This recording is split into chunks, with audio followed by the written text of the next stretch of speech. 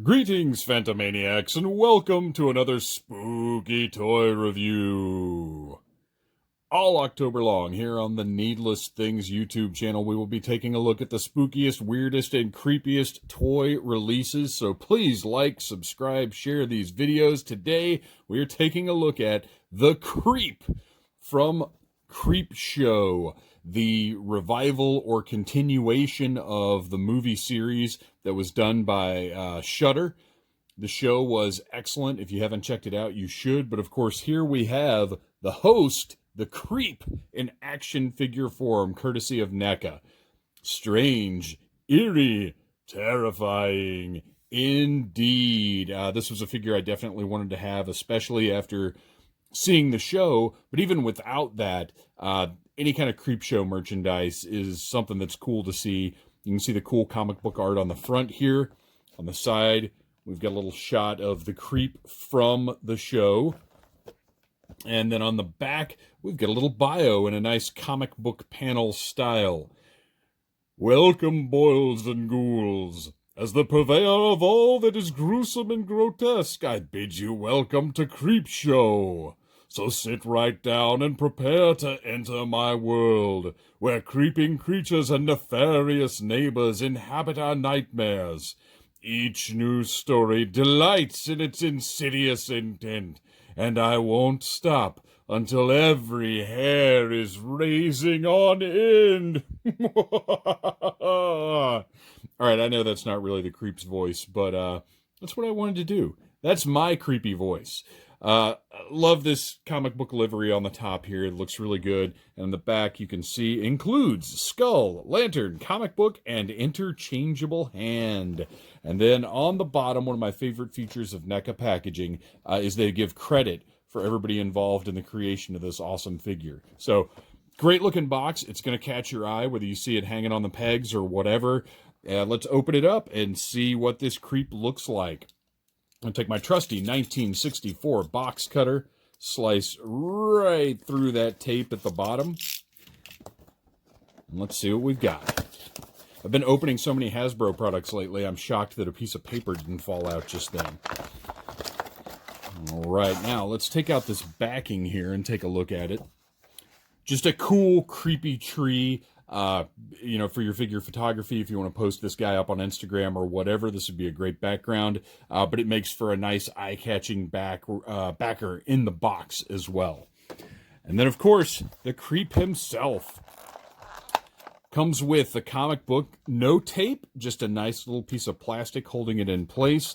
And the comic book itself is actual paper.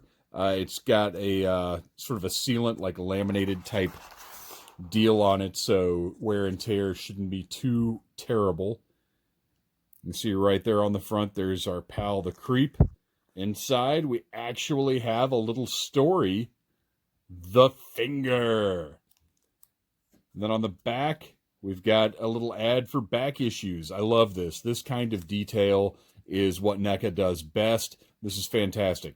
Great little accessory. We also have a creepy lantern that may or may not glow in the dark. I will let you know by the end of this video. But great sculpt. I love the glossiness of the glass right here. Got some paint weathering going on. Looks really cool. Fairly simple piece, but essential for this character. We have a random skull, always nice to have, and I believe rather than just recycling one of the mini Predator skulls they've done, or one of the mini skulls that have come with Predator figures, I believe this is an all-new skull. Look at those front teeth knocked out right there.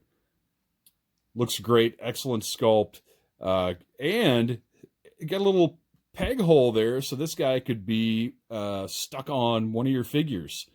You have a crazy half-skull head guy walking around. Maybe you need that on your shelf. Of course, the extra hand, we'll take a look at that in a second. After we get the Creep out, you can see we got some twist ties there, and you know how we handle twist ties here at Needless Things. We get our trusty Dollar Tree fingernail clippers, and rather than bothering with untwisting those things, Just snip right through them and pull them out. You should have a pair of your own in your toy opening zone. And with that, oh, we got one more piece of twist tie down there at the bottom that I did not notice. All right, now, and with that, he is free. Kids, don't eat this. It's a desiccant. Great wire in the hood here, so you can get some posing going on. Make that look however you want. But let's pull that hood back and take a look at the creep's head. Look at the hideous, decayed face of the creep. Sorry, buddy, no offense. Incredible sculpting here. Those lips pulled back away from the jaw, the teeth, that is actually sculpted open. You know, we're not just looking at one solid piece right here with black paint behind it. That is actually sculpted with that kind of opening. The hair looks good. The way that they've attached it here, he's got this kind of messed up pate and then goes down into his hair, hanging down out of the hood. Really, really hideous, creepy job on that sculpt. I think it's fantastic. Let's get underneath his little nightgown here. I wanted to say robe, but I mean, honestly, this looks like a sort of like Uncle Scrooge style nightgown, right to the point where I just now noticed this on the back. It's got the little deal hanging down, and the wire extends back into this, so you can pose that little part as well. If you want to give it a little sassy curl there, you go right ahead. I think I'm just going to leave mine just hanging down in the back. Every bit of the figure is decayed nastiness. This is not a deal where there's some regular body underneath this robe. He is all decrepit freak all the time, which I love, because sometimes, you know, they'll do stuff like there'll be some regular body underneath with just like from here down or these creepy legs, and then from here up you've got regular human body. Not the case with this guy. He is a full-on withered corpse underneath. I'm going to try to carefully test out some of the articulation here for you guys. You can see at the elbow he actually has a double joint there. I'm going to carefully turn that around to the front so you can get a look at it. And again, carefully bend that. But you can see we've got a great double jointed elbow going on that maybe I'll play with a little bit more when I'm not recording. For now, for my intents, there we go. For my intents and purposes now, I just wanted to show you guys what was available there. So great double joint. Let's go back down to these knees. And you can see, not only is there sculpt... Ooh, I'm sorry. Kids, turn your eyes. You can see not only is this sculpted, this is all painted as well. So you've got a really thorough job of creating this guy. They weren't just throwing it out there as a, you know, oh, this will be, you know, a neat thing. We can make some new feet and some new hands and a new head and just throw it on a different body. This is all new stuff. Really, really impressive from NECA. Look at his withered up, he doesn't even have butt cheeks. That's how withered he is.